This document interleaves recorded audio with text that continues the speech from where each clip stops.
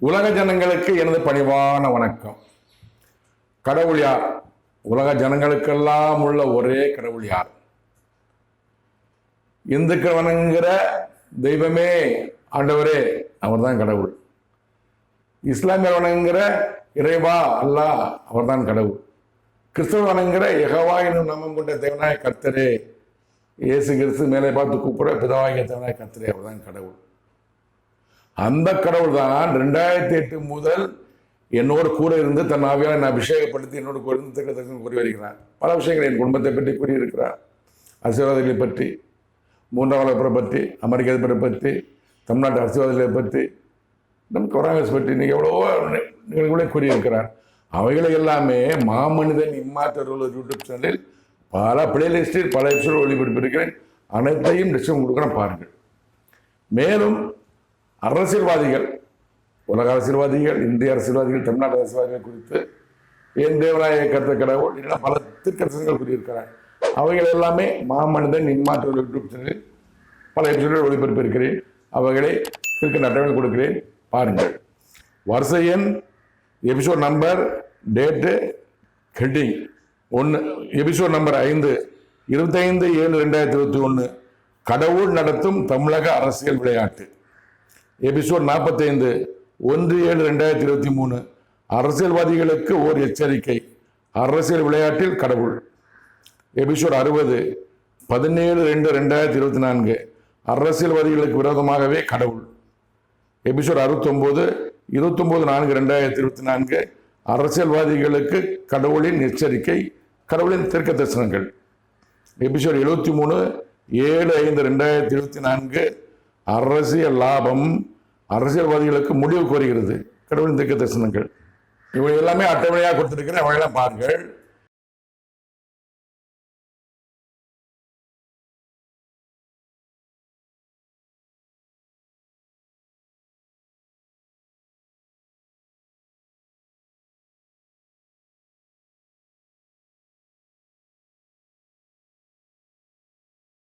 அவைகளை உள்ளவர்களை அந்த வீடியோக்கெல்லாம் பாருங்க. நீங்க அரசியல்வாதிகளை பற்றி கடவுள் என்ன சொல்கிறார் என்பதை தெரிந்து கொள்ளுங்கள். மேலும் அரசியல்வாதிகளை பற்றி என் தேவனாகிய கர்த்தர் கடவுள் என்னிடம் கூறிய தீர்க்க தரிசனங்களை இப்போது உலக ஜனம் தெரிந்து கொள்ள கூறுகிறேன், கேளுங்கள். 13/6/2024 என்று என்னிடம் என் தேவனாகிய கர்த்தர் கடவுள் கூறிய தீர்க்க தரிசனத்தை இப்போ நீங்கள் கேளுங்கள்.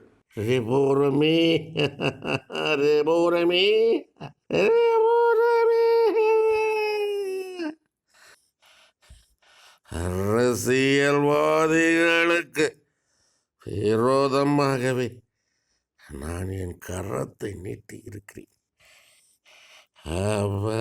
அவர்களின் நினைவுகள் நிறைவேறாது. என் சித்தம், என் திட்டம் நானே நிறைவேற்றுவேன். உன் மூலமாக அதிகாரம் உனக்கு நான் கொடுத்திருக்கிறேன். அரசியல்வாதிகள், இந்திய தேசத்தின் அரசியல்வாதிகள் அனைவரும் வேதனைப்படுவார்கள். இதன் விளக்கம் என்னவென்றால், அரசியல்வாதிகளுக்கு விரோதமாகவே நான் என் கருத்தை நீட்டிக் கொண்டிருக்கிறேன். உலக அரசியல்வாதிகளுக்கு விரோதமாகவே கடவுள் தன் கருத்தை நீட்டிக் கொண்டிருக்கிறார். அரசியல்வாதிகளுக்கு கெட்ட காலம். அவரவர்களின் நினைவுகள் நிறைவேறாது. இப்போ காலகட்டத்தில் அரசியல் நினைச்சிட்டு இருப்பாங்க, ஒரு முதலமைச்சரா, ஒரு நடிகர் முதலமைச்சரா நினைச்சிட்டு இருப்பாரு, ஒரு துணை முதலமைச்சர் நம்ம முதலமைச்சரா நினைச்சிட்டு இருப்பாரு, எதிர்கட்சி தலைவர் நம்ம முதலமைச்சரா நினைச்சிட்டு இருப்பாரு, இன்னும் எதிர்கட்சி உள்ளவர் பிரதமராக நினைச்சிட்டு இருப்பாரு, எம்எல்ஏ அமைச்சராக நினைச்சிட்டு இருப்பாரு, சாதாரண தொண்டர் எம்எல்ஏ நினைச்சிட்டு இருப்பாங்க. அவர்கள் அரசியல் எண்ணம் நிறைவேறாது. என் சித்தம், என் திட்டம் நானே நிறைவேற்றுவேன் உன் மூலமாக. கடவுள் என்ன நினைக்கிறாரோ, இனிமேல் அரசியல் எல்லாம் முடிஞ்சு வச்சு, இனிமேல் உள்ள அரசியல்வாதிகளுக்கு இவர் சொன்னது அவர் எண்ணம் நிறைவேறாதுன்னு. கடவுள் சித்தம், திட்டம், என்ன நினைக்கிறோம், என்ன திட்டம் போடுறாரோ அதான் நிறைவேறும். இந்த மாமனிதன் மூலமாக அதிகாரம் உனக்கு நான் கொடுத்திருக்கிறேன். இந்த அதிகாரம், உலகத்தை ஆளக்கூடிய அதிகாரம் எனக்கு கடவுள் கொடுத்திருக்கிறார். வெளிப்படுத்துவார். இப்ப எதுவும் வெளிப்படுத்தல, அந்த பணி எனக்கு கொடுக்கும்போது அதிகாரம் எனக்கு கொடுக்க தெரியும். அரசியல்வாதிகள், இந்திய தேசத்தின் அரசியல்வாதிகள் அனைவரும் வேதனைப்படுவார்கள். இப்ப இருக்கிற அரசியல்வாதிகளும் தமிழ்நாட்டு அரசியல்வாதிகளும் இந்தியாவில் அனைத்து அரசியல்வாதிகளும் வேதனைப்படுவார்கள். இது கடவுளின் வார்த்தை. பொறுத்திருந்து பார்ப்போம். 17/7/2024 என்னிடம் என் தேவனாகிய கர்த்தர் கடவுள் குறித்து பேசினது இப்போ நீங்கள் கேட்கலாம்.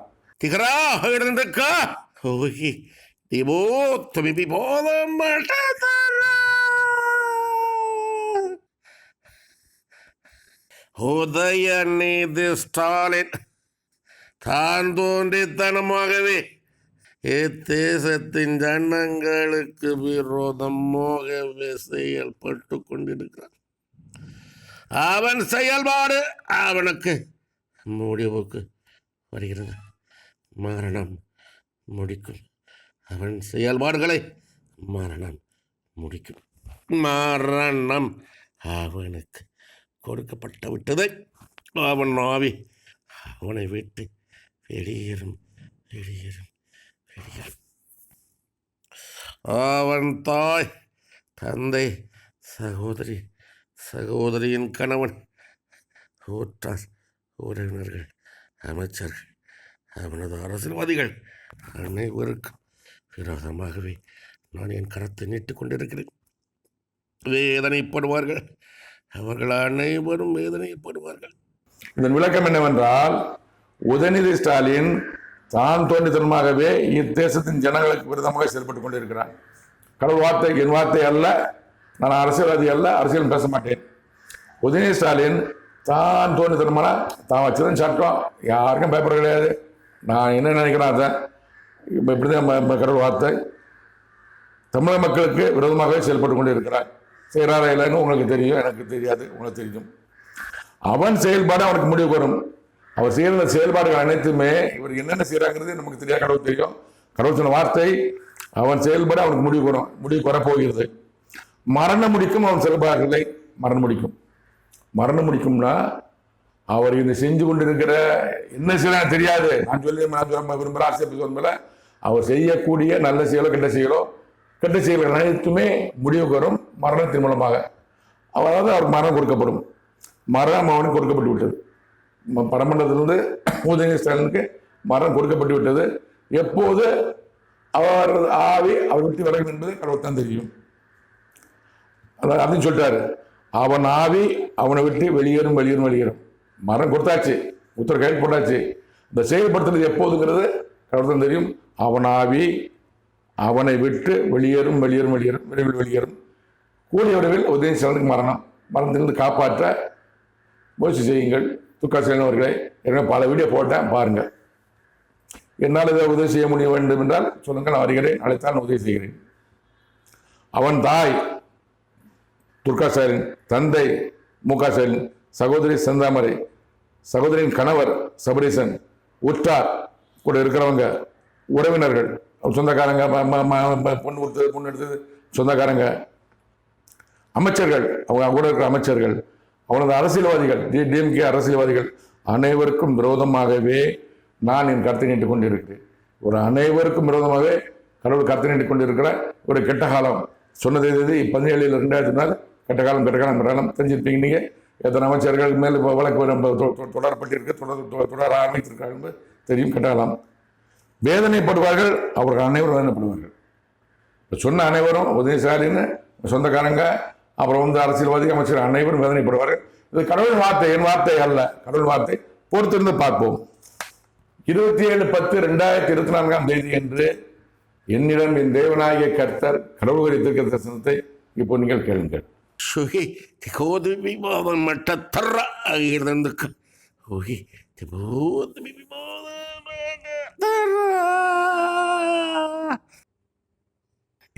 தேசத்தின் ஜனங்கள் அவர்களுக்கு விரோதமாகவே அரசியல்வாதிகள் அவனவன் சுயநலம்,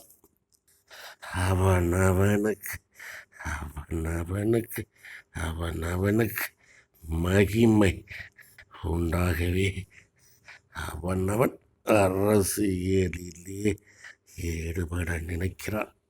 இதன் விளக்கம் என்னவென்றால், இத்தேசத்தின் ஜனங்கள் அவர்களுக்கு விரோதமாகவே அரசியல்வாதிகள், எத்தனை தமிழ்நாடு மக்களுக்கு விரோதமாக அரசியல்வாதிகள், எந்த அரசியல்வாதிகளும் நன்மை செய்தால் நன்மைன்னு சொல்லுங்க. கடவுள் சொன்ன வார்த்தையை நான் சொல்றேன். நான் அரசியல் பேச மாட்டேன். நான் கடவுள் சொன்ன வார்த்தையை நான் சொல்றேன். நான் சரிங்களா? அவனோட சுயநலம் எல்லா அரசியல்வாதியும் தான். காங்கிரஸ், பிஜேபி, டிஎம்கே, ஏடிஎம்கே, பட்டாம கட்சி, எத்தனை கட்சி தமிழ்நாட்டில் எத்தனை கட்சி இருக்குதோ அத்தனை கட்சிகளுமே சுயநலம் தான். தொண்டனா வர்றவன் வார்டு மெம்பராக இல்லாமல் பார்ப்பான், வார்டு மெம்பராக இருக்கிறவன் நகர செயலாளர் பார்ப்பான், நகர செயலாளர் உள்ளவன் எம்எல்ஏ ஆகலாமல் பார்ப்பான், எம்எல்ஏ அமைச்சராக பார்ப்பான், அமைச்சர் துணை முதலமைச்சர், துணை அமைச்சர் முதலமந்திரி, பிரதமர், இப்படியே அவங்க என்ன பூரா பரவிட்டு இருக்கு.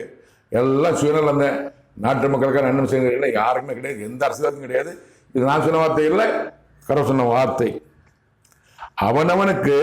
அவனவனுக்கு மகிமை உண்டாகவே அவனவன் அரசியலை ஈடுபட நினைக்கிறான்.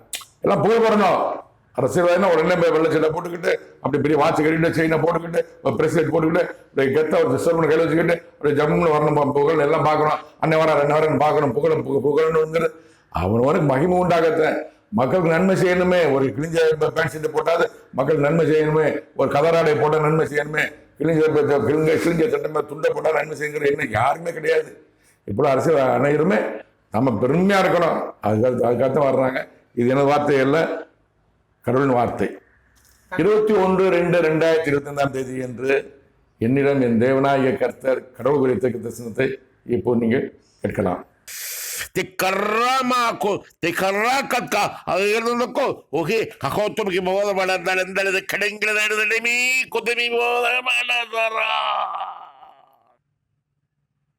அரசியல்வாதிகள், சுயநலக்காரர்கள், அரசியல் ஆதாயம் தேடவே அரசியலில் இருப்பவர்கள், அவர்களுக்கு விரோதமாகவே நான் என் கரத்தை நீட்டிக் கொண்டிருக்கிறேன். அவர்களுக்கு விரோதமாகவே நான் என் கரத்தை நீட்டிக் கொண்டிருக்கிறேன். அவர்களுக்கு விரோதமாகவே நான் என் கரத்தை நீட்டிக் கொண்டிருக்கிறேன். தேசத்திலும் எந்த தேசத்திலும் உள்ள அரசியல்வாதிகளுக்கு விரோதமாகவே நான் என் கரத்தை நீட்டிக் கொண்டிருக்கிறேன். வேதனைப்படுவார்கள் அரசியல்வாதிகள், அனைத்து கட்சியை சேர்ந்த அரசியல்வாதிகள் சுயநலக்காரர்கள். கடவுள் சொன்ன வார்த்தை, அரசியல் ஆதாயம் தேடவே அரசியல் இருப்பவர்கள். எல்லாம் சுயநலக்காரர் தான். மகன் அரசியல் கொண்டு வந்துடணும், பேரனக அரசியலை கொண்டு வந்துடணும், கொண்டாடி அரசியலை கொண்டு வந்துடணும், மருமக அரசியல் கொண்டு வந்துடணும். சுயநலம் தான். அரசு என்ன இதை பார்க்கலாம், இந்த கான்ட்ராக்ட் இருக்குமா, அந்த கான்ட்ராக்ட் இந்த அமைச்சர் போய் காசு அதிகம் கிடைக்கும், இந்த அமைச்சர் போய் காசு அதிகம் கிடைக்கும், அந்த அமைச்சர் போய் கொடுங்க. ஒரு மகனுக்காக சென்ட்ரல் மினிஸ்டர் வாங்கினாரு, அவர் வேதனைப்படுறாரு. நான் அவனுக்கு 35 வயதில் அவனுக்கு நம்ம மத்திய அமைச்சர் வாங்கி கொடுத்தேன், நான் வேதனைப்பட அப்படிங்கிறாரு. அரசியல் என்ன சொன்னா, அரசியல் வரும்போது அவரு சொல்றாரு, நான் சொல்ல அவர் சொல்றாரு, அரசியல் வரும்போது என் குடும்பத்தில் யாரும் அரசியல் ஈடுபட மாட்டாங்க அப்படின்னு சத்தியம் பண்ணி இருக்கிறாரு. அந்த சத்தியத்தை மீறி மகனுக்காக, அது சுயநலம். மகனுக்காக அவர் சென்ட்ரல் மினிஸ்டர் வாங்கி கொடுக்குறாரு. அவர் என்ன சொல்றாரு, அவர் ஒரு வருமானம் கிடையாது, ஒரு வேலைக்கு போறது கிடையாது. சென்ட்ரல் மினிஸ்டர் அரசியல் இருக்கிறாரு. பெரிய பங்களா கட்டிக்கிட்டு பங்களா காலை எழுந்த உடனே கடைக்கார பார்ப்பாரா, கடைக்கால டால்பின் மீன் துள்ளி குதிக்குமா, இவர் பார்த்து சிரிக்குமா, இவர் அதை பார்த்துருப்பாரா. என்னங்க கதை இருக்கிறீங்க? யார் பணம்? சுயநலம். சம்பாதி யார் பணம்? நீங்க வேலைக்கு போறீங்களா, உங்க பொண்டாட்டி வேலைக்கு போறாங்களா, உங்க பிள்ளைங்க வேலைக்கு போகுதா? எப்படி பணம் வருகிறது? கடவுள் பார்த்து கொண்டு இருக்கிறார். பயப்படுங்கள். இன்னைக்கு யாரும் பார்க்கல. நம்ம கேஸ் சரிக்க சிபி வழக்கு இருக்குது. நீங்க நல்ல மாதிரி எல்லாம் நடக்கிறீங்க. நீங்க உங்களுக்கு என்ன நடக்குது எனக்கு தெரியும், கடவுள் தெரியும். கடவுள் பார்த்துக்கணும். சில பேர் சொல்றேன் அரசியல்வாதி எனக்கு தோணிச்சு ஒரு ஆளை பற்றி சொல்றேன். அப்பாவும் சொல்றாரு, அப்பா மனம் பிரிச்சு சொல்லுதான் சொல்லிட்டு இருக்கிறாரு. அதான் சொல்றேன். நான் வேதனைப்பட நான் அரசியல்வாதிகளா, அவர்களுக்கு விரோதமாகவே நான் என் கருத்தை நீட்டிக் கொண்டிருக்கிறேன். அவர்களுக்கு விரோதமாகவே நான் என் கருத்தை நீட்டிக் கொண்டிருக்கிறேன். அவர்களுக்கு விரோதமாக நான் கருத்தை நீட்டிக் கொண்டிருக்கிறேன். கடவுள் இந்த சுயநலக்காரர்கள், அரசியலிலே ஆதாயம் அரசியல் இருப்பவர்கள் அனைவருக்கு விரோதமாகவே கடவுள் கருத்தை நீட்டிக் கொண்டிருக்கிறார். வேதனை. அரசியல்வாதிகளே, உங்களுக்கு வேதனை. மனிதனால் அல்ல, கடவுளால். கடவுள் மனிதன் மூலம் வேலை கொடுப்பார். எப்படி கொடுப்பாரு? பொறுத்து பாருங்கள். ஒவ்வொரு அரசும் பொறுத்து பாருங்கள். நீ பல சம்பாதிச்சாச்சு, காலேஜ், பல காலேஜ், அந்த காலேஜ், இந்த காலேஜ், இந்த காலேஜ், அந்த ஸ்கூல், இந்த ஸ்கூல், இந்த ஸ்கூல், அந்த பைக், இந்த பைக், அந்த கம்பெனி, இந்த கம்பெனி, ரியல் எஸ்டேட் முதல்ல இந்த 10,000 கோடி, 5,000 கோடி எல்லாம் சம்பாதிச்சு நினைக்கிறீங்க. உங்க உயிர் யார் கையில இருக்கு? கடவுள் கையில இருக்கு. உங்க மகா உயிர் யார் கையில கடவுள் இருக்கு. உங்க பேர குடும்ப உயிர் பூரா கடவுள் இருக்கு. கொடுத்தாரா இல்லையா? கொரோனா வைரஸ் கொடுத்தாரா இல்லையா? கொத்த தூங்கினார்ல, கொடுப்பார். பொறுத்திருந்து பாருங்கள். அரசியல்வாதி மட்டுமல்ல, லஞ்சம் வாங்குகிறவர்கள், போய் பேசுகிறவர்கள், அதிகாரம் துஷ்கரம் செய்கிறவர்கள் அனைவரும் தமிழ்நாட்டிலும் இந்தியா உலகத்தில் அனைவரும் பயப்படுங்கள். கடவுங்க பார்த்துக் கொண்டு இருக்கிறார். உங்களுக்கு விரோதமாக கருத்தையிட்டுக் கொண்டு இருக்கிறார். எத்தேசத்திலும் இந்த தேசத்திலும் உள்ள அரசியல்வாதிகளுக்கு விரோதமாகவே நான் கருத்து கொண்டு இருக்கிறேன். இந்தியா பிடிக்கிறார். தமிழ்நாட்டிலும் இந்தியாவில் அனைத்து மாநிலம் உள்ள அரசியல் விரோதமாகவே கடவுள் தன் கருத்தை நீட்டுக் கொண்டிருக்கிறார். வேதனைப்படுவார்கள் அரசியல்வாதிகள், அனைத்து கட்சியை சேர்ந்த அரசியல்வாதிகள். நான் பேசலங்க, அது கடவுள் வார்த்தைங்க, தீர்க்க தரிசனம் நடக்கும். வேதனைப்படுவார்கள் அரசியல்வாதிகள், அனைத்து கட்சியை சேர்ந்த அரசியல்வாதிகள். இப்போது உள்ள அந்த அரசியலும் அதாவது ஒரு பொறுப்பு இருக்கு. மிரட்டுறது, ஈடி அனுப்புறது, மிரட்டி 150 ரைட் பண்றது, ஆனா ஒண்ணுமே இவன் போயிடுறது. அவருக்கு காசு வாங்கி போறது. இவர் மிரட்டுது அதிகாரத்தில் உள்ளவங்க. அப்புறம் ஆறாம் பிடிக்க வேண்டியது, 150 ரைட் பண்ண வேண்டியது. அவங்க ஒண்ணு மொத்தமா ஒரு 10,000 கோடி கட்டிடுவான். வாங்கிட்டு யாருமே ஆக்ஷன் கிடையாது. என்ன நியாயம்? நீங்க அந்த அரசியல் தலைவர் தப்பிச்சிடலாம், அந்த அதிகாரம் உள்ள ஒரு தப்பிச்சிடலாம். ஆனா கடவுள் இந்த சொன்ன கடவுள் அந்த அரசியல் அதிகாரமிக்க ஆட்சியர் அந்த தலைவர் சொல்லல. கடவுள் சொல்றாரு, நான் அவனும் தப்பிச்சிருவேன், ஹைகோர்ட் போவேன், அங்க எப்படியாவது தப்பிச்சிருவேன், சுப்ரீம் கோர்ட் போவேன், அங்க எப்படியா தப்பிச்சிருவேன். ஆனா கடவுள் எங்கனாலும் லஞ்சம் கால் இருக்காங்க, பணாமர் கால் இருக்காங்க. நீதி என்பது ஒரு மனிதனை பொறுத்தா இருக்கு. வழக்க பொறுத்து கிடையாது, வழக்கத்தில் உள்ள பாயிண்ட பொறுத்து கிடையாது. நினைச்சா ஒரு நீதிபதி விடுதலை பண்ணலாம். நம்ம சொல்லுவாங்கல்ல, நம்ம சிறைக்கு சொல்லுவாங்க, 10 பாயிண்ட் இருக்கா, 10 பாயிண்ட் ஒரு சாதகமா இருக்கா, ஒரு பாயிண்ட் ஒரு பாதகமா இருக்கா, ஒரு பாயிண்ட் பாதகமான பாயிண்ட் வச்சு ஒரு தண்டனை கொடுப்பேன். சாதகமா 10 பாயிண்ட் சாதகமா இருக்கலாம், விடுதலை பண்ண மாட்டேன். ஒரு பாயிண்ட் வச்சு தண்டனை கொடுப்பேன். 10 பாயிண்ட்ல 9 பாயிண்ட் உனக்கு விரோதமா இருக்கா, ஒரு பாயிண்ட் சாதகமா இருக்கா, ஒரு பாயிண்ட் விடுதலை பண்ணுவேன். அது ஏன்னா அந்த நீதிபதிக்கு இருக்கு. அவர் யாரும் ஒன்றும் செய்ய முடியாது. அவருக்கு மேல ஒரு நீதிபதி ஒன்றும் செய்ய முடியாது, யாரும் தொட முடியாது. இஷ்டத்துக்கு நீதி கொடுக்குறாங்க. ஆனா ஒரு மனிதனை பொறுத்துதான் நீதி இருக்கிறது. நீதிங்கிறது எல்லாத்தையும் கிடைக்காது. எல்லாம் பார்த்து கொண்டு இருக்கிறார். நான் அந்த நீதிபதியை பார்த்து சரிக்கிட்டலாம், இந்த நீதிபதி பார்த்து சரிக்கிட்டலாம். ஒரு நீதிபதி யார் ஏன் சொல்ல நீதி சொல்ல முடியாது. ஒரு நீதிபதியில கட்டுக்கிட்ட பணம் எடுத்தாங்கல்ல, கோடிக்கணக்கு பணம் எடுத்தாங்கல்ல, அவர் என்ன ஆக்ஷன் எடுத்தீங்க? கடவுள் பார்த்து கொண்டு இருக்கிறார். நான் இது சொல்ல வேண்டிய கடமை எனக்கு எந்த அதிகாரம் கிடையாது. நான் 12 ஆண்டு சிறையில் இருந்து வந்தேன். செய்யாத குற்றத்துக்காக 12 ஆண்டு சிறையில் இருந்தவன். என்ன நான் வேதனோடு இருக்கேன், நான் வேலையை பார்த்துட்டு இருக்கேன். கடவுள் சொன்ன வார்த்தை கூட சொல்றேன். நான் அரசியல்வாதிகள் கேட்டு தெரிந்து கொள்ளுங்கள், மனம் திரும்புங்கள். வேதனைப்படுவார்கள் அரசியல்வாதிகள், அனைத்து கட்சியை சேர்ந்த அரசியல்வாதிகள். நிச்சயமா எல்லா கட்சியை சேர்ந்த ஒரு கட்சி மட்டும் கிடையாது, இந்த ஆண் கட்சி மட்டும் கிடையாது, அனைத்து கட்சியை சேர்ந்த அரசியல்வாதிகள் வேதனைப்படுவார்கள். 9/3/2022 என்று என்னிடம் என் தேவனாய கர்த்தர் கடவுள் உரைத்திருக்கிற தரிசனத்தை இப்போது நீங்கள் கேட்கலாம். ತಿಮ್ಮ ಕೊತ್ತು ಕೂತ್ಕೈರ ಅಗಡ ತಟ್ಟಿ ಕಟ್ಟಿ ಸಗಟು ಸಿಗಟ ಅಗಡ ಕೊತ್ತು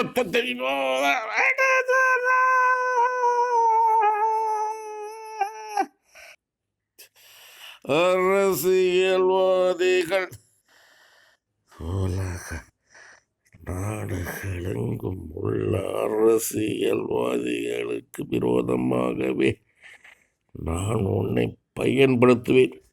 சுயநலக்காரர்கள், அவர்களது அதிகாரம் பூமியிலே முடிவுக்கு வருகிறது. முடிவுக்கு கொண்டு வருபவண்ணி அரசியல்வாதிகள் உலக நாடுகள் எங்கும் உள்ள அரசியல்வாதிகளுக்கு விரோதமாக நான் உன்னை பயன்படுத்துவேன். அரசியல்வாதிகள் உலக நாடுகள் எங்கும் உள்ள அரசியல்வாதிகளுக்கு விரோதமாகவே நான் உன்னை பயன்படுத்துவேன். கடவுள் சொல்றாரு. இந்த மாமனிதனுக்கு அதிகாரம் கொடுப்பேன்னு சொல்றாரு. அரசியல்வாதிகளுக்கு அது அரசியல்வாதி தானே முக்கியம். நமக்கு அரசியல்வாதிகள் தானே ஆட்சி அதிகரிக்கிறாங்க. ரோட்ல போற விவசாயம் பண்றது கிடையாது. ஆட்சியர் அரசியல்வாதி தான். ஐஏஎஸ் ஆஃபீஸரோ ஒரு ஐபிஎஸ் ஆஃபீஸரோ ஒரு பொறுப்பு அரசியல் இருக்க முடியாது.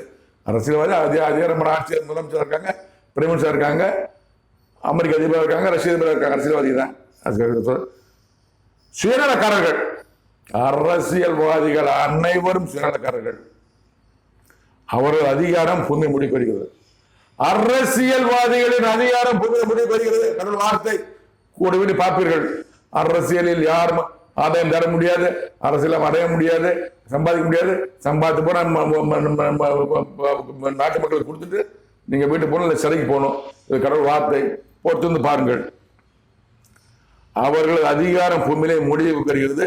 முடிவுக்கு கொண்டு போவன் நீ. கடவுள் சொன்ன வார்த்தை. நான் யாருன்னு அப்ப தெரியும், எனக்கு என்ன அதிகாரம் இருக்கிறது, அதிகாரத்தை எப்படி நான் பயன்படுத்துவேன் என்பது கடவுளும் பயன்படுத்துவார். நான் கிடையாது, நான் ஒரு கருவிதான். கடவுள் பயன்படுத்துவார். அரசியல்வாதிகளுக்கு அதிகாரம் பூமியில முடிவு பெறுகிறது. கடவுள் வார்த்தை. பொறுத்திருந்து பார்ப்போம். என் வார்த்தையில் எனக்கு எந்த அதிகாரம் கொடுப்பாங்க. திருக்கதர்சன் சொல்றாரு, மறந்து சொன்னார், என் மனைவி மறந்து சொன்னார், சசிகலா அவர்களின் சிலையை பற்றி சொன்னாரு, நிறைய பேசியிருக்கிறாரு. எல்லாம் நடந்திருக்கிறது. வெளிச்சத்துக்கு கொண்டு வரல. என்ன இயேசு கிறிஸ்து 30 வயசுல சாதாரண வந்தாரு.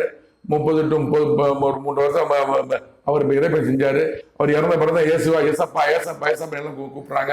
அது வரைக்கும் கள்ள கொண்டு இருந்தாங்க, எச்சு உண்டாங்க, அடிச்சாங்க, சிலுவை சுமக்க வச்சாங்க.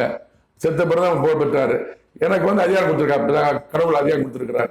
அதிகாரம் எப்போ வருங்கிறது கடவுள் தான் தெரியும். அரசியல்வாதிகளே என் தேவனாய கர்த்தர் கடவுள் 2 வகையாக பிரிக்கிறார். ஒருவர் பொதுநலக்காரர்கள், 2வது சுயநலக்காரர்கள். பொதுநலக்காரர்கள்னா அதில் உள்ள அரசியல்வாதிகள், ஆரம்பத்தில் உள்ளவங்க. எனக்கு தெரிஞ்சதான் சொல்றேன். எனக்கு 64 வயசு ஆச்சு. எனக்கு தெரிஞ்சவிட சொல்லிக்கிறேன். திராவிட நிறைய இருப்பாங்க. எனக்கு தெரிஞ்சது சத்தியமூர்த்தி, காங்கிரஸ் கட்சி சத்தியமூர்த்தி மன்னலவன் கேள்விப்பட்டிருக்கேன். அவருக்கு அரசியல்வாதி இருக்காங்கன்னு எனக்கு தெரியாது. அவர் பொதுநலத்துக்கு காப்பாற்றப்பட்ட காங்கிரஸ் கட்சி காப்பாற்றப்பட்டவர். அதே போன்று காமராஜர் பற்றி எல்லாத்தையும் தெரியும். எல்லாத்துக்கும் சொல்ல வேண்டிய அவசியம் கிடையாது. பெண்ணெல்லாம் கருதாத தலைவர். தமிழர் முதலமைச்சர் 9 வருஷம் இருந்தார். சிறையில் 9 வருஷம் இருந்தார். நாட்டு மக்களுக்கு பாடுபட்டார். போகும்போது ஒரு 3 ட்ரெஸ் வச்சிருந்தாரு. 330 ரூபா பணம் வச்சிருந்தாரு. கழிப்பட்டேன் நான். சொந்த வீடு கிடையாது கழிப்பட்டேன் நான். ரொம்ப எளிமையாக வாழ்ந்தவர். நாட்டு மக்கள் வாழ்ந்தால். திருமணம் செய்யலை. அரசியல் வாரிசு அவருக்கு இல்லை. பிரச்சனை இல்லை. சொத்து சாக்கலை. அது கூட முத்துராமலிங்க தேவர். அவர் ஆட்சி அதிகாரத்துக்கு எம்பியா இருந்தாரு, எம்எல்ஏ இருந்தாரு. அவரும் அரசியல் சார்ந்த சமூகத்துக்கு அவர் கேடயமாக இருந்தாரு. அந்த சமூகத்துக்காக பாடுபட்டாரு. சுதந்திர போராட்டத்திலும் பாடுபட்டாரு. அவர் சொத்துக்கள் சேர்க்கலை. நான் கல்யாணம் முடிக்கல. காமராஜர் கல்யாணம் முடிக்கல, முத்துராமலிங்க தேவர் கல்யாணம் முடிக்கல. அவர் சொத்துக்கள் ஏழைகளுக்கு கொடுத்தாருன்னு கேள்விப்பட்டேன் நான். அவர் பற்றி நிறைய நீங்கள் கேள்விப்படலாம். காமராஜ் பண்ணி கேள்விப்படலாம். சத்தியமூர்த்தி பண்ணி கேள்விப்படலாம். அதே வருஷத்தில் வர்றாரு முதலமைச்சர். காமராஜர் பீரியடில் கக்கன் அமைச்சராக வருகிறார். நான் டிவியில் பார்க்கறது, ரேடியோவில் கேட்கறேன்னு சொல்றேன். நான் இந்த புத்தகத்தையும் படிக்கிறது கிடையாது. கக்கன் அவரை பற்றி காமராஜர் பெருமையாக சொல்லியிருக்கேன். மக்கள் மாத்திரம் சொல்லுவாங்க. கடைசி காலத்தில் இறக்கம் தெரியாத முன்னாள் அமைச்சர் ஆஸ்பத்திரியில் பாயில படுத்திருந்தாரு, கவர்மெண்ட் ஹாஸ்பிட்டல் பாயில படுத்திருந்தாரு, எம்ஜிஆர் பார்த்ததாக சொல்லுவாங்க. டிவியில் கேட்ட செய்தி தான். அவர் தான் மர்ம ஒரு வழக்கில் சம்பந்தப்பட்டு இருக்கும்போது போலீஸ் மந்திரி அவர் போலீஸார் கூப்பிட்டு என்ன அந்த என் மர்மனை வழக்கில் சம்மந்தப்பட்ட ஐயா எப்படி அரெஸ்ட் பண்ணேன்னு நான் அரெஸ்ட் பண்ண சொல்லிட்டேன். நான் மர்மனே அரெஸ்ட் பண்ண வச்சவர். ஒரே சின்ன வழக்கு. அப்படி தெரிஞ்சு கொள்ளுங்கள். அவர் நேர்மையானவர், நியாயமானவர், எளிமையானவர். அவரை பற்றி கழிப்பு கக்கனவர்கள் சொல்லுவேன். ஜீவானந்த அவர்கள் அது டிவியில் கேட்டதேன். எம்ஜிஆர் காமராஜர் ஒரு ஜீவானந்த ஐயா இருக்கிற ஊருக்கு போய் கொடுத்து போயிருக்கிறாரு. காமராஜரும் அவரும் ஜீவானந்த ஐயாவும் வான்னு பேசுறாரு. ஒருமையை பேசுவாங்க. அவர் ஃப்ரெண்ட் கூட சொல்லிட்டு ஜீவா நீ கொடுத்து வரான்னு இருக்காப்புல. அப்போ காமராஜர் முன்னாடி போ, நான் பின்னாடி வரேன்னு இருக்காப்புல. இப்போ கூட்டம் ஆரம்பிச்சாச்சு.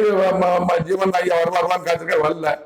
அப்புறம் லேட்டாக வரான்னு நினைக்கிறேன். என்ன லேட்டாக வந்து கேட்டேன். அப்பா என்ன சொல்லி சொல்றேன், எனக்கு இருக்கிற ஒரே சட்டை வேஷ்டி, நீ வர சொல்ற, நீ அதை துவச்சி போட்டு காய போட்டு கட்டிட்டு இருந்தா அப்படிங்கிற. எவ்வளோ எளிமையான அரசியல்வாதிகள். கம்யூனிஸ்ட் கட்சி தலைவர் ஜீவானந்தனும் அவ்வளோ ஃபேமஸ் அரசியல்வாதிகள். ரொம்ப பெருமையா இருக்கு. நம்ம நாட்டு இப்படி அரசியல் இருந்தால் பெருமையா இருக்கு. வரிசையை பார்த்துட்டு வருவோம். அப்புறம் பக்தவச்சலம் அவர் சொத்து சொத்தா அரசியல் வாசி இருந்தாலும் தெரியாது எனக்கு. அப்புறம் அண்ணாதுரை அவர் 1960 அண்ணாதுரை முதலமைச்சர் இருக்கிறார். அவர் அப்பா அந்த பேசுவாங்க. அவர் முதலமைச்சர் அவர் வீட்டுக்கு பர்னிச்சர் டேபிள் சேர் இறங்கிச்சா இதான் எதுவும் கேட்டாரா, நீ முதலமைச்சர் கொண்டு வர, நீ முதலமைச்சர் கொண்டு வர, நீ நான் முதலமைச்சர் வீட்டு போனோன்னு எடுத்துக்கிட்டு நீ கொண்டு வரன்னு சொல்லிட்டு அவர் சொந்த பர்னிச்சர் யூஸ் பண்ணான்னு கேள்விப்பட்டேன். அதை பற்றி அவராக எனக்கு தெரியாது எனக்கு. அவரும் அரசியல் வாரிசு இல்லாமல் இருந்தார். அவர் அமைச்சரவையில் இருந்த 2ஆம் இடத்தில் இருந்த நெடுஞ்செழியன் அவர்கள். நான் அவர் பார்த்துக்கிறேன். நெடுஞ்செழியன் ஸ்கூலுக்கு வந்திருக்கிறேன். ஸ்கூல் படிக்கும்போது எங்கள் சிவந்திப்பட்டி 4வது உயர்நிலை ஸ்கூலுக்கு வந்திருக்கிறார். மம்சாரம் கிராமம் சுற்றுவட்டம் பெருமாள் வந்திருக்கிறார். பார்த்துக்கிறேன். நான் வளர் நெடுஞ்செழியன். அவருக்கு எந்த அரசியல் கூட்டம் கிடையாது, கைதுற ஆள் கிடையாது. திறமையானவர். அண்ணா அம்சம் 2ஆம் இடத்துல இருந்தார். கலைஞர் இருந்த 2ஆம் இடத்துல, எம்ஜிஆர் 2ஆம் இடம், ஏதாப்பிள்ள 2ஆம் இடத்துல இருந்தார், நிதியமைச்சர் இருந்தார். அமைதியாக கோஷகம் அமைதியாக இருந்தார், அரசியல்வாசி இல்லைன்னு நினைக்கிறேன். அப்படிப்பட்ட அவர் நெடுஞ்சிருந்தார். அதே மாதிரி தான் கருணாநிதி அமைச்சர்கள் 2ஆம் பேராசிரியர் அன்பழகன் அவர்கள், எனக்கு தெரிஞ்சு சொல்றேன் நான், அவர் அரசியல்வாசி இல்லைன்னு நினைக்கிறேன். அவர் அரசியல் ரொம்ப ஆர்வம் காட்ட மாட்டார். அவர் உண்டு வேலை ஒன்று இருப்பார். பேராசிரியர் கல்யாணம் சேர்ந்து கதை ஓட்டிட்டாரு. அவர் சொத்து சக்காதுன்னு நினைக்கிறேன், அரசியல்வாசி இல்லைன்னு நினைக்கிறேன்.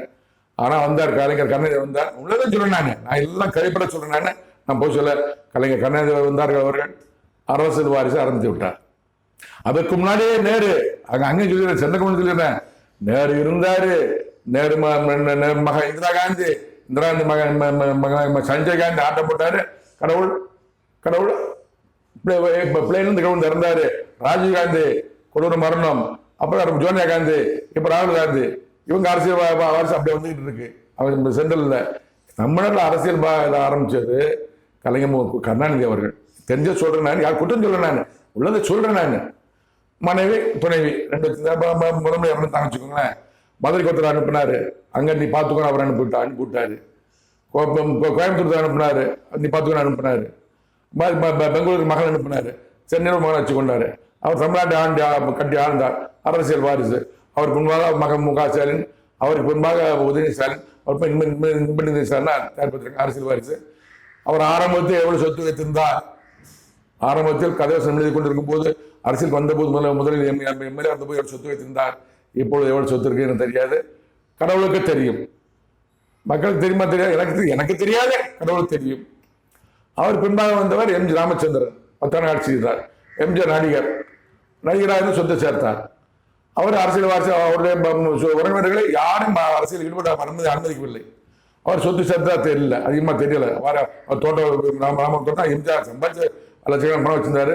அவர் அரசியல்வாதி இல்லை, நேர்மையான ஆட்சி தான். 10 ஆண்டு முடிவு போயிட்டார். அரசியல்வாதி அப்படி கிடையாது. கருணாநிதி அவரோடு கூட இருந்த ஆற்காடு வீராசாமி, நான் தெரிஞ்ச சொல்றேன், குற்றம் சொல்றேன். நான் ஆற்காடு உள்ளத்தையும் சொல்றேன். ஆற்காடு வீராசாமி 2 மகன் நினைக்கிறேன். 2 மகன், ஒரு மகன் எம்எல்ஏ ஏதோ இருக்காரு, இன்னொரு மகன் ஏதோ இருக்காருன்னு நினைக்கிறேன். அவர் அரசியல்வாசி உருவாக்கிட்டாரு. சரிங்களா? அவர் கூட இருந்த கலைஞர் கூட இருந்த டிஆர் பாது, அவர் ஒரு மகன் எப்பவுமே சென்ட்ரல் இருப்பார், சென்ட்ரல் மினிஸ்டர் இருப்பார், ரொம்ப வரமாட்டாரு. மகனை இப்போ தொழில்துறை அமைச்சராக வச்சுட்டாரு. அவர் அரசியல்வாதி உருவாக்கிட்டாரு. துரைமுருகன் அவர் எம்எல்ஏ இருந்தாரு, மகனை எம்பி ஆக்கி அவர் அரசு உருவாக்கிட்டாரு. பொன்முடி அவர் அமைச்சர், அரசியல் வாரிசு, எம்பி மகன். அப்படி தயாநிதி மாறன் கலைஞர் கூட இருப்பார். அவர் தமிழ்நாட்டில் அரசியல் பண்ண மாட்டார், டெல்லியில் தான் இருப்பாரு. அவர் 2 பிள்ளைங்க வச்சாரு. ஒரு மகனை தொழில் அனுப்புறாரு, ஒரு மகனை அரசியல் வாரிசு உருவாக்கிட்டாரு. அங்க போனீங்கன்னா தூத்துக்குடி பெருசாமி மாவட்ட செயலாளர், அவர் அமைச்சர் தான் தெரியாது. அவர் மகள் கீழா ஜீவன், அப்புறம் ஆல்ரெடி அமைச்சர், அவர் மகள் அமைச்சர் ஆக்கினாங்க. அப்புறம் அவருடைய திண்டுக்கல் பெரியசாமி மகனை அரசியல் இருக்கிறாப்புல. மூர்த்தி அதிகாரத்தில் இருக்காரு, அவர் அரசியல் இருக்கான்னு எனக்கு தெரியாது. விருதுநகர் அமைச்சர் தங்கப்பாண்டி அதிகாரத்தில் அவர் டீச்சர் தான் அமைச்சரானாரு. அவர் 2 வாரத்துக்கு ஒருக்கிட்டு போயிட்டாரு. ஒருத்தவங்க அமைச்சர் தங்கப்பாண்டியன், இன்னொருத்தவங்க எம்பியா இருக்காங்க, இன்னொருத்தர் தங்க தனுசு அமைச்சராக இருக்காரு. வரிசையா அரசியல்வாதி ப்ரொவைட் பண்ணாங்க. ஜெயக்குமார் ஏடிஎம்கே ஜெயக்குமார் அமைச்சர் இருந்தார், மகன் எம்பி ஆக்கினாரு. ஓபிஎஸ் பன்னீர்செல்வம் அவர்கள், அவர் துணை முதலமைச்சர் நிதியமைச்சர் இருந்தாரு, மகனை எம்பி ஆக்கினாரு. வைகோ ஆரம்பத்திலிருந்து கருணாநிதி கூடவே இருந்து போர்வாள் படைவாள் இருந்து பேச்சாளர் அவன் காத்து சாதிக்கிறாங்க. பேச்சாளர் காத்து சேர்க்கிறாங்க. அவர் அரசியல் இருந்தாரு, மகன் அரசியல் ஈடுபடல. மகனை தொழில வச்சிருந்தாரு, சத்தம் இல்லாம தொழில் வச்சிருந்தாரு. என்ன தொழில் செய்யறாங்கன்னு கடவுள் தான் தெரியும். கோடிக்கணக்கில் சம்பாதிச்சாங்க. இவர் நம்ம நட தளர்ந்த உடனே மகனை அரசியல் இறக்கிட்டாரு. இப்ப வாரிசு மகனை எம்பி ஆக்கிட்டாரு. அவர் வாரிசு உருவாக்கிட்டாரு. யூபி எடுத்துக்கிட்டீங்கன்னா முலாயம் யாதவ், மகன் அகிலேஷ் யாதவ். பீகாரில் லல்லு பிரசாத் யாதவ், பொண்டாட்டி அமைச்சர் இருந்தாங்க. 2 மகன் வயசு ஆகிட்டாங்க. அது மாதிரி மகாராஷ்டிராவில் இப்போ உத்தவ் தாக்கரே, மகன் ராஜ் தாக்கரே, 2 தாக்கரே, அவங்க தாக்கரே. எல்லாமே அரசியல் வாரிசு. இப்போ நடிகர் அரசியல் வந்திருக்கிறாரு. அவருக்கு கொடுக்கப்பட்ட பணி நடிகர் பணி. எம்ஜிஆர் தான் நடிகராக இருந்து அரசியலுக்கு வந்தார். என்டிஆர் நடிகராக இருந்து அரசியலுக்கு வந்தார். இப்போ வந்து அமெரிக்கா ஒரு ஆள் நடிகர் வந்து அமைச்சராக வந்தாரு. வேறு யாரும் சிவாஜி வர முடியல, யாருமே ரஞ்சி வரணும், கமலாசன் அவர் எம்பி சீட்டுக்காக அரசியல் வந்து எம்பி சீட்டு ஒதுங்கிட்டாரு. இது என்ன சொல்றாருன்னா எல்லாமே சுயநலம். என்ன சொல்றாரு தலைப்பு, அரசியல்வாதி அனைவரும் சுயநலக்காரர்கள், எல்லாமே சுயநலம் தான். பொதுநலம் யாருங்கிறாரு, சீமா வந்திருக்கிறாரு, நடிகரா இருந்தவர், டாக்டர் இருந்தவர். திடீர்னு ஒரு காளிமுத்து எங்க மதிப்புரிய எங்க அமைச்சர், முன்னாள் விவசாயத்துறை அமைச்சர், அவர் மனைவியில் 2 மணில ஒரு மனைவி மகளை கல்யாணம் முடிச்சு அரசியல் வந்திருக்கிறார். நான் அதை செய்வேன் சாதிக்கிறாரு. இங்கிட்டு போனா இவர் எங்க பாட்டம் பாரு, அங்கிட்டு போனா எங்க தாத்தாம் பாரு, இது எங்க பாட்டம் பாரு, எங்க அப்பா பாரு, எங்க சித்தப்பம் பாரு. அவர் ஒரு தனி வாங்க மாட்டாரு, எல்லா ஜாதி ஜனங்களும் ஒரு சொந்தம் பாரு. ஆனா எதுக்கா இருக்கிறாரு அவர், நான் மக்களை திருத்துதான் சத்தப்பட்டு பேசுறாரு. சும்மா சுயநலம். என்ன போவாரு, என்ன வருமானம் இருக்கு, நான் நடிப்பு விட்டுட்டாரு, டான்ஸ் விட்டாரு, நீ காசு வராரு போற காசு போட்டு காசு யாரு, வீட்டுல பங்களா வாங்கினது காசு யாரு, எது யார் கொடுக்குறா, எங்க வருது, அரசியல்வாதிகள். கேட்டா தொண்டர் கொடுக்குறாங்க, தொண்டர் கொடுக்குறாங்கன்னு. இன்னொருத்தர் இருக்காரு, தொடர்ந்து உட்காந்துக்குவாரு. முதல்ல ஆரம்பத்தில் ஜாதி ஜனங்களை கூட்டு எல்லாம் ஆப்பாட்டம் பண்ணி அடிச்சு நோரிக்கு மரத்துல வெட்டிட்டு போட்டு பெரிய ஆளானாரு, பெரிய தலைவரானாரு. அப்ப தொடர்ந்து உட்காந்துட்டாரு. மகன் அரசியலாக கேட்டாரு, அரசியலாக சென்ட்ரல் ஆகினாரு. அவருக்கு ரத்தப்படுறாரு, நான் வேதனைப்படுறேன், என் மகன் வந்து 35 வருஷம் சென்ட்ரல் ஆகினாரு. அவர் என்ன சேர்த்தாரு, அது 2 3 சிபிஐ வழக்கு இருக்கு. ஒரு பணத்தை சம்பாதிச்சுட்டு பீச் ஹவுஸ் கட்டிட்டு ஒரு சந்தோஷமா இருக்கிறாங்க. அதைத்தான் சொல்றேன், அரசியல்வாதிகள் அனைவரும் சுயநலக்காரர்கள். யாருமே பொதுநலத்துக்கு வரதில்ல. பொதுநலங்கிற ஃபர்ஸ்ட் சொல்லிட்டேன். 2வது சுயநலக்காரர்கள். கலைஞர் கருணாநிதி இருந்து ஆரம்பிச்சு ஒவ்வொரு சுயநலம். அரசியல் வாரிசுகள். எப்படி பழனிசாமி அவர் என்ன செஞ்சார்னு உங்களுக்கு தெரியாது, கடவுளுக்கு தெரியும். அமைச்சர் அனைவரும் என்ன செய்தார்கள் என்பது நமக்கு தெரியாது, கடவுளுக்கு தெரியும். எல்லாமே கடவுளுக்கு தெரியும். அனைவரும் சுயநலக்காரர்கள். அரசியல் ஆதாயம் பெறவே, அரசியல் லாபம் அடவே அரசியலுக்கு வருகிறார்கள். அவர் அனைவருக்கும் கையெடுத்து கும்புற எச்சரிக்கையா இருங்க, ஜாக்கிரதையா இருங்க. கடவுள் பார்த்து கொண்டு இருக்கிறார். உங்களுக்கு விரோதமா கத்து நீட்டி கொண்டு இருக்காரு. நீங்க நினைச்சிருக்கீங்க 10,000 கோடி இருக்கு, 20,000 கோடி 30,000 கோடின்னு. உங்கள் ஆவி கடவுள் இருக்கிறது. உங்க மகளின் ஆவி, மனைவியின் ஆவி, பிள்ளைகளின் ஆவி அனைவரும் கடவுள் இருக்கிறது. பிளைட்ல போனாங்கல்ல அகமதாபாத்ல 242 பேரு ஒரு பிரச்சாரு 240 செத்தாங்க. எப்படி செத்தாங்க? உலகத்தை சாத்தான் கேட்டேன், சொன்னாரு. உலகத்தினதி சாத்தான் கிரியை, அதோட ஆவி இருக்குன்னு முடிவு. எப்படினாலும் ஆவி எடுத்துடுவான். அதனால கடவுளும் உலகத்தையும் சாத்தானும் கருத்தை நீட்டிட்டா அழிஞ்சு போயிருவீங்க. அரசியல்வாதிகளே சுயநலக்காரா இருக்கார்கள், பொதுநலக்காரா இருங்கள். அரசியல்வாதிகள் ஒரு 10% ஒத்துக்கோங்க. நீங்க ஒரு 10% உங்க குடும்பத்துக்கும் உங்க மனைவி குழந்தைகளுக்கு சாப்பாட்டுக்கோ, பள்ளி செலவுக்கோ, கல்வி செலவுக்கோ, போக்குவரத்துக்கு பயன்படுத்துங்க. 100% அடிக்கிறீங்களே காசு, உங்களுக்கு தெரியும், மக்களுக்கு தெரியாது நினைச்சுக்கிட்டு இருக்கீங்க. நீங்க கடவுளுக்கு தெரியும். தொண்டர்கள் வாழ்க கோஷம் போட்டு பின்னாடி வருவாங்க. அப்ப உங்க வழக்கில் மாட்ட விட்டா உடனே அப்ப அதிகாரியை பார்ப்பீங்க, பெரிய அமைச்சரை பார்ப்பீங்க, நீதிமன்றத்தை பார்ப்பீங்க, நீதி பார்ப்பீங்க, பெரிய வக்கீல பிடிப்பீங்க. நீங்க வெளியே வந்துடுவீங்க. நீங்க முடிஞ்சா உச்சபட்ச பெரிய அதிகாரம் மிக்க பார்ப்பீங்க. அவர்கிட்ட போன உடனே அவரை வந்துருவீங்க. நீங்க முன்னாள் முதலமைச்சர் ஜெயலலிதா அவர்கள் நல்லவர் தான். எத்தனையோ ஆண்டு எம்ஜிஆர் ஆட்சி செய்தார். அவர் எதுவும் சம்பாதிக்கல. அவர் கூட சசிகலா அவர்கள் என்ன சம்பாதித்தார் எனக்கு தெரியாது, கடவுளுக்கு தெரியும். அவர் வீட்டுல 150 இடத்துல வந்து பெரிய அதிகாரிக்கு வந்து ரைடு வந்தாங்க. ஒன்னு எடுத்துட்டு போகல, ஒன்னு சம்பாதிக்கலாம் அவங்க அப்படின்னு இவங்க நினைச்சுட்டு இருக்காங்க. அந்த ஈடு அதிகாரி மூடி மறைச்சு போயிட்டு இருக்காங்க, மற்றும் மறைக்கிறாங்க. ஆனா கடவுள் தெரியும், கடவுள் எல்லாத்தையும் பார்த்து கொண்டு இருக்காங்க. நான் சொல்றேன் கடவுள். நான் வந்து சாதாரண மனுஷன். நான் கடவுள் சொன்ன வார்த்தை கூட சொல்றேன். நான் அரசியல்வாதிகள் அனைவருக்கும் விரோதமாக கடவுள் கருத்து நின்று கொண்டு இருக்கிறார். நீ எப்படா சொன்னா தேர்தல் மரணத்தை கொடுத்து என்ன பேசினார். என் மாமது இம்மாட்டு ஒரு ஒளிபெருக்கிறேன் பாருங்கள். பன்னீர்செல்வத்துக்கு முதலமைச்சர் கொடுத்தாரு, பதவி தற்காலிகமாக சொன்னாரு, அதை நிறைவேற்றினார், போட்டிருக்கேன் பாருங்க. சசிகலா நடராஜன் அவர்கள் பெரிய பவர்ல இருந்தாரு, அவருக்கு ஆதிமா பொதுச்செயலாளர் பதவி கொடுப்பேன்னு சொன்னாரு, கொடுத்தாரு. அவர் கேட்டாரு, கொடுத்தாரு. முதலமைச்சர் அம்மா கேட்டாங்க, கொடுக்க மாட்டேன்னு சொன்னாரு, சிறைக்கு அனுப்புனாரு. இவங்கெல்லாம் மாமனித நிம்மாட்டு ஒரு ஒளிபரப்பிருக்கேன் பாருங்க. பழனிசாமி முதலமைச்சர் முடிவு கோரும் சொன்னாரு, அவர் என்ன செய்யறான்னு கடவுள் தெரியும், என்ன நிறைய சொன்னாரு, அது சொல்ல விரும்பல. 2000 தோற்றாரு. 2014 ஜெயலலிதா மரணம் படுதுன்னு அடுத்த முதலமைச்சர் மு.க. ஸ்டாலின் சொன்னாரு, முதலமைச்சர் பதவி வந்தாரு. அவர் என்ன செய்யறாருன்னு உங்களுக்கு தெரியாது, கடவுள் தெரியும், எனக்கும் தெரியாது. பதவி முடிவு கோரின்னு சொல்றாரு. உதயநிதி ஸ்டாலின் மரணத்தை கொடுக்க போறேன்னு கடவுள் சொல்லி கொண்டு இருக்கிறார். சரிங்களா? இது மட்டும் கிடையாது. அமெரிக்கா சொல்லிக் கொண்டிருக்கிறார், ரஷ்யா பற்றி சொல்லிக் கொண்டிருக்கிறார், உக்ரைன் சேப்பரை பற்றி பேசிக் கொண்டிருக்கிறார், இஸ்ரேல் பாலஸ்தீன போரை பற்றி பேசிக் கொண்டிருக்கிறார், வரக்கூடிய 3ஆம் உலகப் போரை பற்றியும் கடவுளிடம் பேசிக் கொண்டிருக்கிறார்.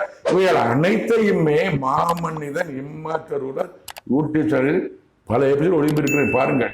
அதனால்தான் சொல்றேன், அரசியல்வாதிகளை கையெழுத்து கும்பிடுற, யாரும் அறியாமல் செய்யும் தவறு என்று ஏமாற்று நிலையை மாற்றுங்கள். யாருமே பார்க்க நினைக்காதீங்க. இடி அதிகாரி சரி கட்டிடலாம், ஹைகோர்ட்டை சரி கட்டிடலாம், உச்ச நீதிமன்றம் சரி கட்டிடலாம், திறமை வக்கீல் வச்சிருப்பீங்க, வக்கீல் வச்சு வாதாடி சரி கட்டிடலாம். நீங்க லஞ்சம் கொடுத்துன்னு சொல்ல மாட்டேன் நான், அது கடவுள் தெரியும். பெரிய வக்கீல் படிச்சு ஒரு வக்கீலுக்கு 1 லட்சத்துக்கு 5 30 லட்சம் 40 லட்சம் கொடுத்து நீங்க வழக்கம் விடுதலை வாங்கிடலாம். நான் கடவுளுங்கிற ஒரு சுப்ரீம் கோர்ட், சுப்ரீம் கோர்ட் மேல இருக்க கடவுள் இருக்காரு. அவரை யாராலும் விலை காண முடியாது. அவரிடம் லஞ்சம் கொடுத்தான் காரியம் நடக்காது. நீதி உள்ள தேவன், நியாயமுள்ள தேவன், உண்மையுள்ள தேவன், சத்தியமுள்ள தேவனாய் கர்த்தர் மேல இருக்கிறார். அவர் அரசியல்வாதிகள் மட்டுமல்ல, உலக ஜனங்களை பார்த்து கொண்டிருக்கிறார். அவனவன் கிரியைகளை தக்க பலனை பரமண்டலத்திலிருந்து கொடுத்து கொண்டிருக்கிறார். எச்சரிக்கையா இருங்க. அரசியல்வாதி மட்டும் சொல்றேன், அதிகாரிகள் சொல்றேன், contractor, engineers, doctors, agriculture officers, என்னென்ன பதவி இருக்கிறோ, பொதுமக்கள், விவசாயிகள், கொள்ளையடிக்கிற, பரிதானம் வாங்குற, லஞ்சம் வாங்குற அனைவருக்கும் எச்சரிக்கையா சொல்றேன். அவங்க பார்த்து கொண்டு இருக்கிறார். இப்ப நல்லா இருக்கும். அதாவது பைபிள் வசனம் உண்டு, பிதாக்கள் செய்த பாவங்களை 3-4 தலைமுறை மட்டும் விசாரிக்கணும் இருக்கிறேன்னு கடவுள் சொன்ன வார்த்தை. அப்போ பாவம் செஞ்சானா அவட 3 தலைமுறை. கலைஞர் இருக்காரு, கலைஞருக்கு அப்புறம் மு.க. ஸ்டாலின் 1 தலைமுறை, 2 தலைமுறை, 3 தலைமுறை. பாவங்களை கலைஞர் பாவம் செஞ்சா 3 தலைமுறை மட்டும் விசாரிக்கிறா இருக்கிறேன்னு சொல்லி இருக்கிறாரு. நேரு பாவம் செஞ்சாரா தெரியாது. இந்திரா காந்தி, ராஜீவ் காந்தி, ராகுல் காந்தி, நேரு என்ன பாவம் செஞ்சாரு என்ன தெரியாது. இந்திரா காந்தி எப்படி இருந்தாங்க, கொடூர மரணம். சந்திரகாந்தி எப்படி இருந்தாரு, பிளைட்ல இருந்து அங்கிருந்து பிளைட்டுக்கு வந்து ஒதுங்கி சின்னப்பனமா இறந்தாரு. ராஜேந்திரன் எப்படி இறந்தாரு, சுடப்பட்டு அப்படி வெடிகுண்டு வெடிச்சு பாதி பாவங்களை விசாரிக்கிறாரு. ஆனா கடவுள் வந்து தன்னோட கொடுப்பாரு. பயப்படுங்கள். காமராஜர் எந்த விதத்தையும் செய்யல, நல்ல மரணம். கக்கன் மரணம், அவங்க எப்படி மரணம் பண்ணிச்சு அது ஏற்ற மாதிரி நல்லா போச்சு. அண்ணாதுரை வையாக்க மரணம். மற்றவங்களுக்கு எவ்வளவு வேதனை மரணம் அடிக்கிறார்கள் என்பது அவர்களுக்கு தான் தெரியும். ஒரு வீட்டை நான் பார்க்க முடியாது. நான் சொல்ல வர்றது, கடவுள் என்ன கூட இருக்கிறார், கடவுள் என்ன பூமிக்கு அனுப்பி இருக்கிறார். மாமனிதனாக இந்த பூமியின் அதிகாரத்தை எல்லாம் எடுத்துக்கொண்டு பூமியை ஆட்சி செய்ய அனுப்பி இருக்கிறார். அந்த காலம் வரும்போது நம்ம தெரிந்து கொள்வீர்கள். கடவுள் சொன்ன வார்த்தை மட்டும் சொல்றேன் நான், அரசியல்வாதிகளே தயவுசெய்து எச்சரிக்கையாருங்கள். கடவுள் விதமாக கருத்து நின்று கொண்டு இருக்கிறார். உங்களுக்கு தன்னை கொடுக்க தயாராக இருக்கிறார். எச்சரிக்கையா இருங்கள். எனவே உலக ஜனங்களை அனைத்தையும் பற்றி தெரிந்து கொள்ள மாமனிதன் இம்மாற்றவர்கள் யூடியூப் பாருங்கள். நன்றி, வணக்கம். மீண்டும் சந்திப்போம்.